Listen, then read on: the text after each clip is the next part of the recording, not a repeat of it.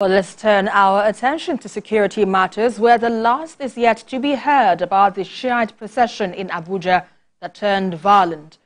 Leaders of the group insists a number of their members were killed in the clash with the police, while others are missing.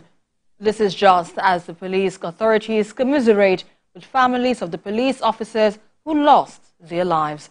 Sifonesian has more on the story. The police in Abuja are on the trail of more members of the Islamic movement in Nigeria, also known as Shiites.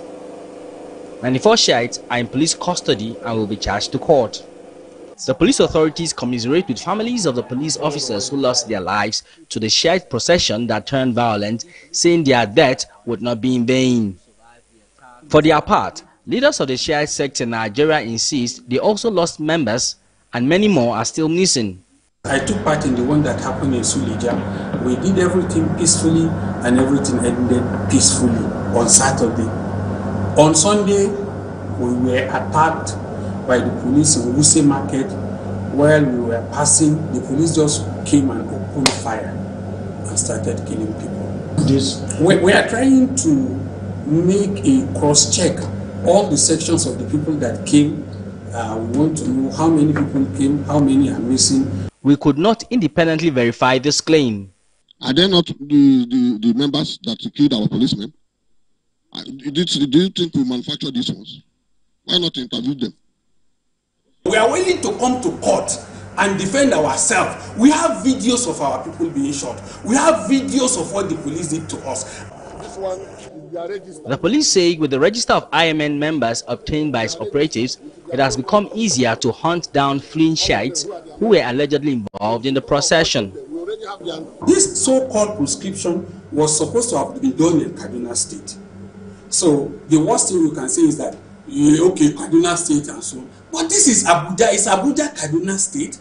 If you take people to court, ensure that the judicial system, even if it means setting up special courts, I'm all for it, to try such cases so that you don't have unnecessary delays that create the impression that people are not being punished for misdemeanors. The Islamic movement in Nigeria has clashed with law enforcement agencies in Nigeria at least 8 times, including 2014, 2015, 2016, 2018, 2019, and 2020. Sifonesian, TVC News, Abuja. Let's take you now to Bayelsa State, where 9 years after the killing of a 17-year-old innocent Kukurifa by a police officer in 2016, the Federal High Court in Yenagoa has awarded compensation worth over 500 million naira to Daniel Kukurifa over the incident. In this report, TVC News' Joseph Kunde visits the Kukurifa family after the death of their promising young child. Global Rights reports that Nigeria has recorded over 800 incidents of extrajudicial killings across the country in the last 3 years. But before these incidents were the sad case of late 17-year-old innocent Kukurifa, the first out of 5 children of Mr. Daniel Kukurifa, a civil servant.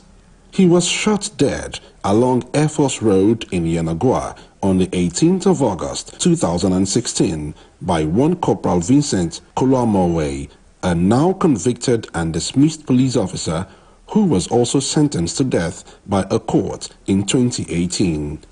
7 years after, some succor seems in sight for the Kukurifa family as the Federal High Court sitting in Yenagoa awards over 500 million naira to Daniel Kukurifa in the civil rights suit. He also seeks a public apology from the Nigerian police. Certain monetary compensation was awarded in favor of the applicant, who is the father of the deceased. There was also the order of the court that the police should immediately issue an apology on 2 national dailies with regards to the incident that occurred, the extrajudicial killing of Master Innocent Kukurifa on the 18th day of August 2016.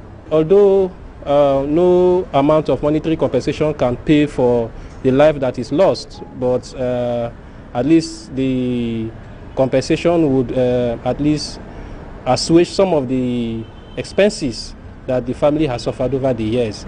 It is only maybe when you go to the political sphere that they will not say judiciary is the hope of the common man. But when you talk about civil cases like this is one good example.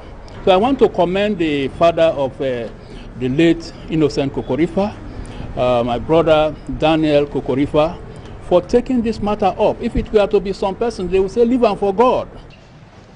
We paid a visit to the home of Mr. Daniel Kokorifa in Yenagoa to get his reaction to the judgment and the state of the family 9 years after the tragic loss of his son. My wife and all my children were going to still keep on mourning him.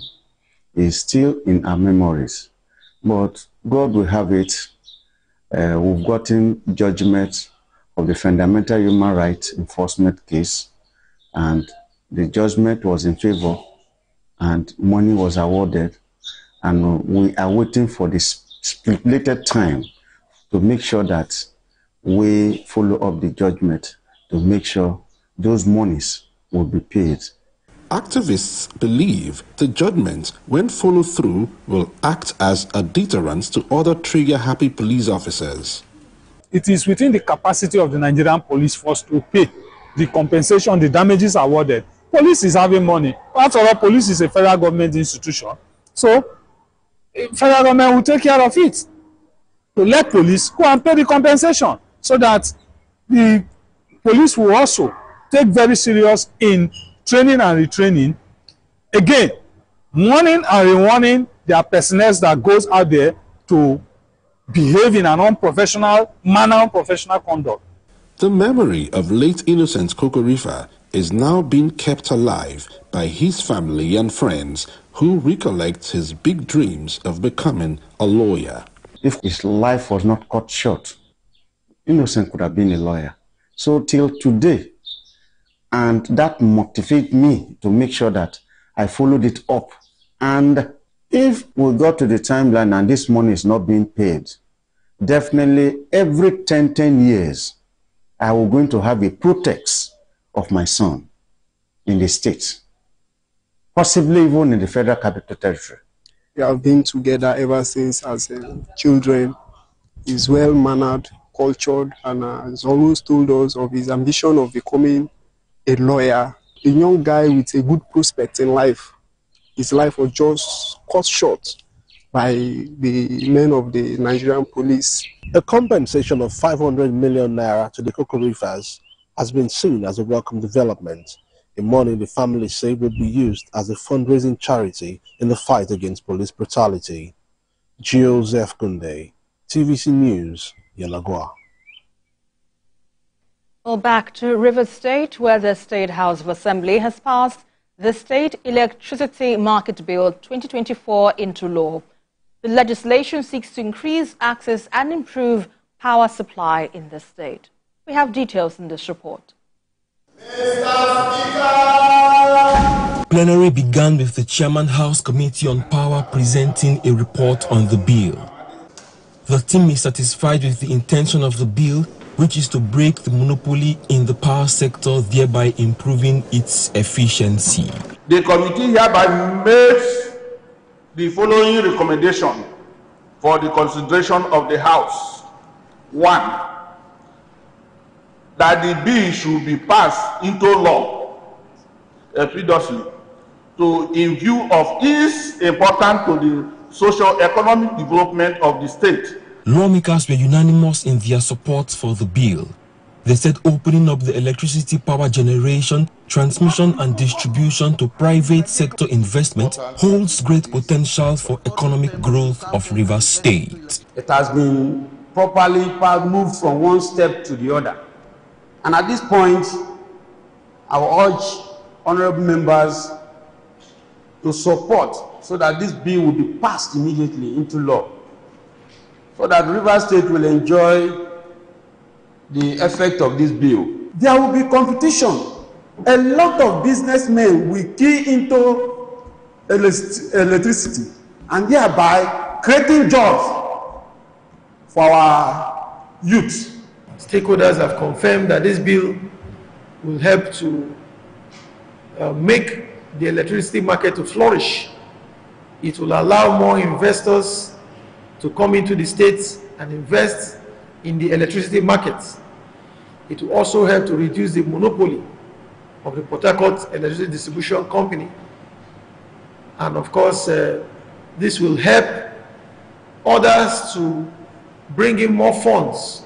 We expect international investors, multinational corporations to come into these states and tap into these markets. On the sidelines of the plenary, the House of Assembly also recognized a student from Rivers State, Geraldino Ofodi, who won the 3rd edition Pengasin essay competition. They commended him for doing the state proud and urged others to emulate his achievement. Uche Okoro, TVC News, Port Harcourt.